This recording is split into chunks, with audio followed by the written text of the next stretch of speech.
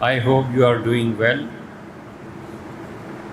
Recently there has been a propaganda that is being pushed by Pakistani liberals and scholars.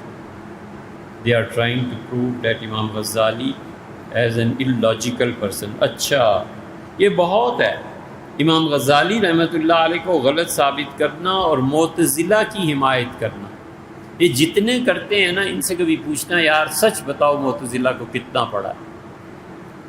معتزلہ کا جو رد ہمارے ائمہ اہل السنہ نے کیا ہے اور امام غزالی رحمۃ اللہ علیہ نے جو اس پہ بحث کی ہے، ساری چیزوں کا خلاصہ یہ ہے کہ معتزلہ کوئی سائنس اور ٹیکنالوجی لے کے نہیں آ رہے تھے جس کی کوئی مخالفت کرتا. معتزلہ اس عقل کو لانا چاہتے تھے جو عقل عقیدے کی نفی کرتی ہے. مثلاً امام غزالی رحمۃ اللہ علیہ فرماتے ہیں کہ قیامت میں اللہ تعالیٰ کی رؤیت ہوگی کیونکہ اس کی بنیاد کتاب ہے. اللہ فرماتے ہیں کہ وجوہ یومئذ ناظرۃ، بڑے خوش و خرم، بڑے ہنستے مسکراتے چہرے، الی ربہا ناظرہ، اپنے پروردگار کی ذات کو دیکھیں گے.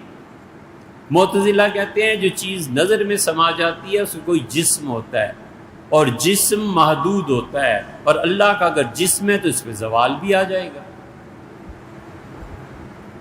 یہ عقیدے کی بحث ہے، کس سائنس اور ٹیکنالوجی کی بحث ہے جہاں پہ غزالی نے منع کیا. امام غزالی رحمہ اللہ تو کہتے ہیں عقیدہ ٹھیک رکھو. ایک دوسری مثال اس کی دیں. معتزلہ کہتے ہیں کہ اللہ نے اپنی قدرت سے اگر منع نہ کیا ہوتا تو قرآن جیسا دوسرا قرآن ہم لکھ سکتے تھے. امام غزالی رحمۃ اللہ علیہ کہتے ہیں تم چاہو بھی تو قرآن جیسا دوسرا قرآن نہیں لکھ سکتے. اس کی وجہ یہ نہیں ہے کہ اللہ تعالیٰ نے تمہیں منع کر دیا ہے، جبر کیا ہے تم پہ، بلکہ قرآن جیسا کلام ہو ہی نہیں سکتا. عیسائیوں نے آج سے 20-30 سال پہلے انٹرنیٹ پہ قرآن ڈالا تھا.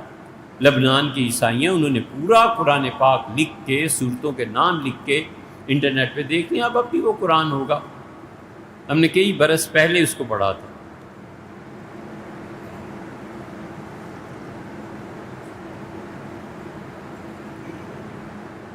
دل پہ پتھر رکھ کے پڑھ تو لیا پورا، لیکن ہنسی آتی تھی کہ کہاں قرآن کریم اور کہاں تم. ہمیں لبنان میں ایک عیسائی ملے تھے، انہوں نے اس قرآن کا حوالہ بھی، اللہ کا شکر ہے پہلے ہم پڑھ چکے تھے. میں نے کہا چھوڑو یار قرآن کو. اس کا پریس تھا اور ہم نے کتابیں اس کی پریس سے بہت سی لی اور بہت سستی بھی تھی. لبنان میں جتنے پریس ہیں بالعموم وہ امریکنز کے ہیں.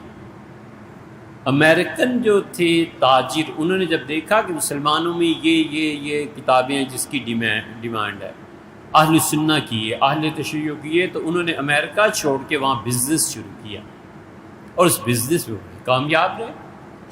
تو اس عیسائی نے بھی ہم سے یہی کیا. جب کئی مرتبہ ان کے مکتبے پہ جانا ہوا، پیسے ویسے دینا لینا، کتابیں، چائے، قہوہ، رات کھانے پہ ایک جگہ حویلی ہے ایک بہت بڑی بیروت میں، وہاں لے گئے. تو ہم سے کہنے لگے کہ یہ قرآن جو ہے نا، جو تمہیں میں نے گفٹ بھی کرنا ہے اور لکھا ہے، میں نے کہا اس کی ضرورت نہیں، وہ پڑھا ہوگا. کہنے لگا تم جو چیلنج کرتے ہو قرآن، میں نے کہا یہ کون چیلنج کرتا ہے؟ کہنے لگے تمہارے فلاں سب چیلنج کرتے. میں نے کہا بات اصل سے شروع کرو نا. میں تو یہ کہتا ہوں کہ ایک بچہ ہے، 40 سال تک اس بچے نے کہیں نہیں پڑھا اور 41ویں سال میں اپنی زندگی کے یک بیک وہ غار سے آتا ہے جس کی ساری زندگی اس شہر کے لوگوں کے سامنے، اور وہ کہتا ہے کہ یہ قرآن ہے یا یہ پڑھو یا مجھ پہ یہ آیتیں نازل ہوئی ہیں، یہ لاؤ.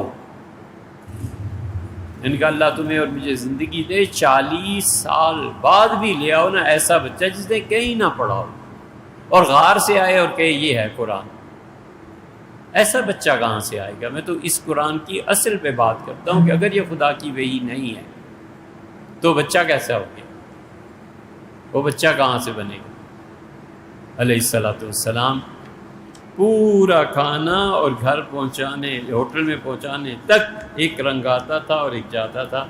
اس پہ کیا بحث ہو سکتی تھی؟ اس لیے معتزلہ یہ جتنے ان کے پیروکار ہیں نا، یہ معتزلہ کہتے تھے کہ قرآن لکھا جا سکتا ہے، امام غزالی رحمۃ اللہ کا نہیں لکھا۔ معتزلہ کہتے تھے قبر کا عذاب نہیں ہوتا۔ یہ کون سی سائنس اور ٹیکنالوجی ہے جس میں غزالی حائل ہو گئے تھے؟ غزالی نے معتزلہ کو سمجھایا اور انہوں نے کہا بھائی قبر کا عذاب کتاب و سنت سے ثابت ہے۔ اب امام غزالی نے کہاں سے روکا تھا؟ کون سی سائنس اور ٹیکنالوجی کی چیز ہے؟